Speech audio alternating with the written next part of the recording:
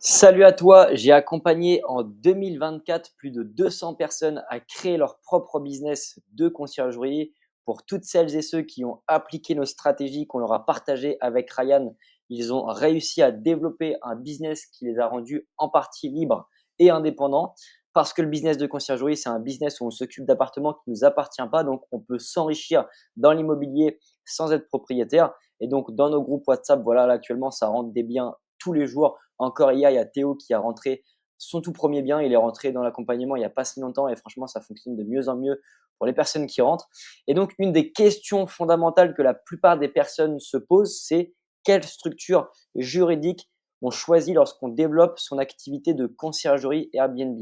Parce qu'il va y avoir plein de structures possibles, plein d'entreprises différentes. Soit on va partir en auto-entreprise, soit on va partir en SAS, en SARL.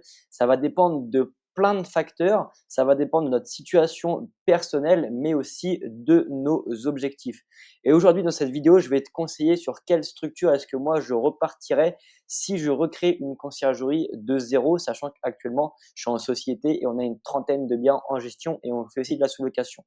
Donc, c'est soit SAS, Société par action simplifiée, soit SAS, soit SARL, pardon, société anonyme à responsabilité limitée ou soit auto-entreprise, donc qui n'est pas du tout une société. À chaque fois, les structures sont différentes, la fiscalité est différente et je vais te donner dans cette vidéo mon conseil, donc reste bien jusqu'à la fin parce que si toi aussi tu es intéressé pour développer une entreprise de conciergerie et commencer à t'enrichir avec l'appartement des autres sans être propriétaire, honnêtement, tu pourras actionner tout ce que je vais te partager dans cette vidéo et ça va vraiment t'aider à avancer dans la bonne direction. Donc, je vais directement partir sur mon conseil à ce niveau-là. Donc, peu importe la situation que tu as, peu importe les revenus, peu importe si tu es plusieurs lorsque tu démarres ton activité, quand on est plusieurs et quand on a des revenus qui sont confortables fiscalement, ça va être plus intéressant de passer en société.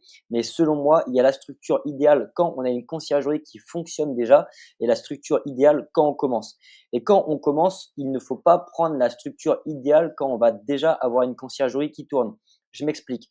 L'objectif, quand on crée un business de conciergerie, ça va être de rentrer des biens le plus rapidement possible, donc de tester l'activité le plus rapidement possible sans que ça nous coûte de l'argent. Ce qu'on veut, c'est générer de l'argent en investissant le moins possible en termes de temps et en termes d'investissement financier. Quand on crée une société type SAS, SARL, il faut dépenser de l'argent pour créer la boîte. Il faut aussi tenir une comptabilité, donc compte de résultat, bilan, ce qui veut dire qu'il faut avoir un comptable. Ça va nous coûter environ 100, 150 euros par mois. Et si demain on se rend compte que l'activité de conciergerie ne fonctionne pas pour X ou X raisons et qu'on veut fermer la boîte, bah, il y aura des frais aussi à la fermeture. Ce qui veut dire que d'office, dans une société, si on la crée, si on la ferme et si on a 6 mois de comptabilité, on va au grand minimum sortir 2000 euros.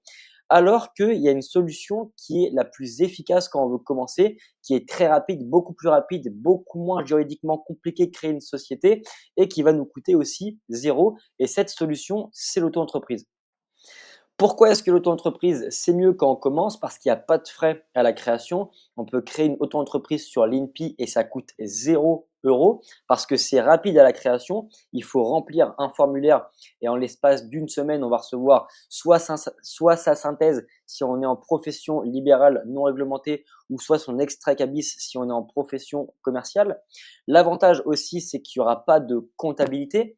Pourquoi? Parce qu'on va payer de l'imposition, donc des cotisations sur le chiffre d'affaires, ce qui fait qu'on ne va pas déduire les charges. Donc, si on ne déduit pas les charges, on n'a pas besoin d'aller récupérer à la fin de tous les trimestres toutes les factures de dépenses parce qu'on ne paye uniquement sur son chiffre d'affaires. Et en général, au début, si on ne possède pas l'acre, ça va être des cotisations qui vont tourner entre 20 et 25 pour cent. Et ensuite, la fiscalité est avantageuse parce que quand on crée une auto-entreprise, bah forcément, on va payer que 20% d'impôts. Au début, en général, dans l'activité de conciergerie, on va s'occuper de tout, que ce soit les entrées et sorties, le ménage, le linge, etc. Donc, on aura très peu de frais au début. Et donc, comme on paie des cotisations sur le chiffre d'affaires et qu'il n'y a pas de frais de comptabilité, en soi, il va nous rester beaucoup d'argent dans notre poche par rapport à si on fonctionnait en société avec un système fiscal qui est différent.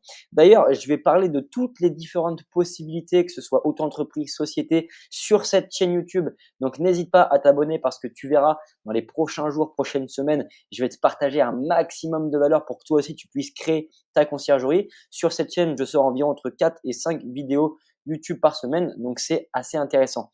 Aparté fait, maintenant, je vais te parler de mes conseils. En gros, si tu penses que la structure idéale pour toi, c'est une société parce que tu veux t'associer ou parce que tu as déjà des revenus et que tu as peur que l'argent de ton entreprise va s'ajouter à tes revenus et que tu vas payer plus d'impôts sur le revenu, je te conseille de faire deux choses. La première chose, c'est tu ne te poses pas de questions, tu pars directement en auto-entreprise, tu assures ton activité et tu développes ton business, tu le testes jusqu'à arriver à minimum 3 ou 5 biens. Et si ta situation idéale de base, c'était de créer une société parce que tu as des revenus conséquents à côté ou parce que tu veux t'associer, après que tu aies signé 3 à 5 biens, je te conseille de prendre rendez-vous avec un comptable, simplement un rendez-vous de découverte où tu vas expliquer ta situation. Donc, qu'est-ce que j'entends par situation? Ça va être les revenus que tu génères avec ton activité de conciergerie, les revenus que tu gères en perso, avec qui tu souhaites t'associer et quel est ton objectif à long terme avec ta conciergerie.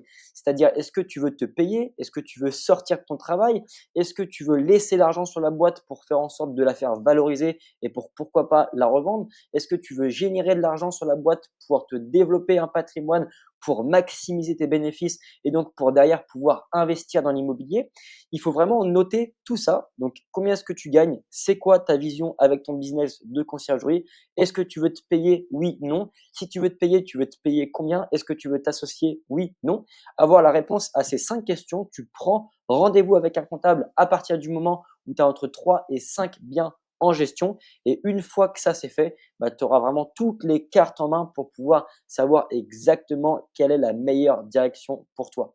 Donc cette vidéo, je t'ai partagé un maximum de valeur et je m'adapte à la situation de chacun. Justement, si toi aussi tu es intéressé pour en savoir plus sur comment est-ce qu'on fait pour créer une entreprise et tu veux être entouré de personnes de confiance pour l'assurer, ton activité, et aussi pourquoi pas avoir un réseau de comptables, je t'invite directement à aller voir en description. Tu verras, il y a un lien. Ce sera pour t'inscrire à une formation qu'on t'offre avec mon associé et mon ami Ryan. On va t'expliquer exactement comment est-ce qu'on fait pour créer un business de conciergerie Airbnb en 2025.